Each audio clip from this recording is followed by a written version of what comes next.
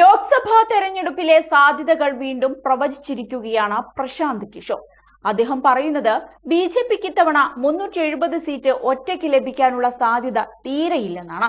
ബി.ജെ.പിയുടെ seat വൻതോതിൽ ഉയരുമെന്ന വാദങ്ങൾ തള്ളിയാണ് തെരഞ്ഞെടുപ്പ് തന്ത്രജ്ഞന്റെ ഈ വരവ്. അദ്ദേഹം പറയുന്നത് ഇങ്ങനെ: ബി.ജെ.പിക്ക് മാത്രമായി 370 സീറ്റ് കിട്ടാനുള്ള സാധ്യത വളരെ കുറവാണ്, തീർത്തും ഇല്ലെന്നു തന്നെ പറയാം. പ്രധാനമന്ത്രി നരേന്ദ്രമോദി ഇക്കാര്യത്തെക്കുറിച്ച് പാർലമെന്റിൽ പറഞ്ഞിരുന്നു. ഇത് ബി.ജെ.പി പ്രവർത്തകർക്കുള്ള ടാർഗറ്റ് മാത്രമാണെന്ന് തോന്നുന്നു, അല്ലാതെ ഇത് നടക്കില്ലെന്ന് എല്ലാവർക്കും അറിയാം. ആർട്ടിക്കിൾ 370 റദ്ദാക്കിയ സമയത്ത് അത്രയും സീറ്റുകൾ പാർട്ടി നേടുമെന്ന് മോദി പറഞ്ഞിരുന്നു. പിന്നീട് പല റാലികളിലും 370 എന്ന മാന്ത്രിക സംഖ്യയായി ബി.ജെ.പി ഉയർത്തി കാണിക്കുകയായിരുന്നു.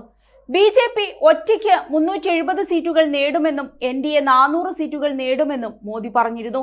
ബംഗാളിൽ ഇത്തവണ ബി.ജെ.പി നല്ല രീതിയിൽ മുന്നേറാൻ സാധ്യതയുണ്ട്. തമിഴ്നാട്ടിലും 10ലേറെ സീറ്റുകൾ നേടിയേക്കും.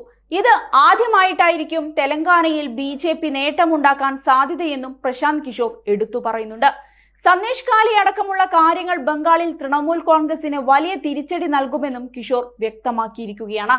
സന്ദേശ് കാലി ഇല്ലെങ്കിലും ബി.ജെ.പി ബംഗാളിൽ വലിയ തോതിൽ വളർന്നുകൊണ്ടിരിക്കുകയാണ്.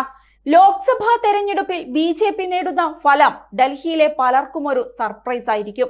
ബംഗാളിൽ ബി.ജെ.പി പൂർണ്ണമായും ഇല്ലാതായെന്നാണ് അവർ കരുതുന്നതെന്നും പ്രശാന്ത് കിഷോർ പറഞ്ഞു വെക്കുന്നു.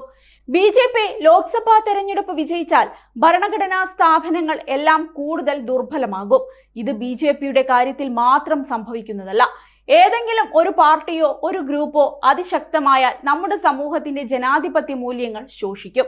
ഇന്ദിരാഗാന്ധിയുടെ കാര്യം ഉയർത്തി കാണിച്ചായിരുന്നു പ്രശാന്ത് കിഷോർ ഇക്കാര്യം സൂചിപ്പിച്ചത്. ഇന്ത്യ ഒരിക്കലും ചൈനയെ പോലെയാവില്ല, എന്നാൽ ഏകാധിപത്യ ഭരണം കൂടുതൽ ശക്തമാകും. ഇപ്പോഴും 15 സംസ്ഥാനങ്ങൾ പ്രതിപക്ഷം ഭരിക്കുന്നതാണെന്നും കിഷോർ പറയുന്നു. ഇന്ത്യ സഖ്യം വളരെ വൈകിയാണ് കാര്യങ്ങൾ ചെയ്യുന്നത്. ഇപ്പോൾ ചെയ്യുന്ന കാര്യങ്ങളെല്ലാം അവർ കഴിഞ്ഞ വർഷം ചെയ്യേണ്ടതായിരുന്നു. 10 ദിവസം പോലും അവർ പ്രവർത്തിച്ചില്ല. രാഹുൽ ഗാന്ധി 7 ദിവസം യൂറോപ്പിൽ യാത്ര പോയി. എന്നാൽ ഇന്ത്യ സഖ്യം അത്ര ദിവസം പോലും പ്രവർത്തിച്ചിരുന്നില്ല. ഇന്ത്യ സഖ്യം 2024 തെരഞ്ഞെടുപ്പിനെ കുറിച്ച് മറന്നേക്കൂ. അവർ അടുത്ത തെരഞ്ഞെടുപ്പ് ലക്ഷ്യമിട്ടാണ് ഇപ്പോഴേ പ്രവർത്തിക്കേണ്ടതെന്നും കിഷോർ പറയുന്നു. അതേസമയം കേരളത്തിൽ ബി.ജെ.പി വട്ടപൂജ്യമെന്ന് ആദ്യമേ വ്യക്തമായ കാര്യമാണ്. എങ്കിലും വലിയ പ്രതീക്ഷയാണ് ബി.ജെ.പി ഇവിടെ വെച്ചു പുലർത്തുന്നതെന്ന് നിസ്സംശയം പറയാം. കഴിഞ്ഞ കുറച്ചു തവണകളായി തിരുവനന്തപുരത്ത് ബി.ജെ.പി വിജയം പ്രതീക്ഷിക്കുന്നുണ്ടെങ്കിലും ഇത്തവണയത് കൂടുതൽ മണ്ഡലങ്ങളിലേക്ക് വ്യാപിപ്പിച്ചിരിക്കുന്നു എന്നതാണ് ശ്രദ്ധേയം. തിരുവനന്തപുരത്തിന് പുറമെ തൃശൂരിലും ഇത്തവണ പാർട്ടി വിജയം ലക്ഷ്യം വെക്കുന്നുണ്ട്. എന്നാൽ കേരളത്തിൽ ഇത്തവണയും ബി.ജെ.പി നിരാശരാകേണ്ടി വരുമെന്നാണ് India today mood off the nation survey പറയുന്നത്. ഇതോടെ ചെറുതായെങ്കിലും ബി.ജെ.പിയുടെ പ്രതീക്ഷയൽപ്പം മങ്ങിയിട്ടുണ്ട്.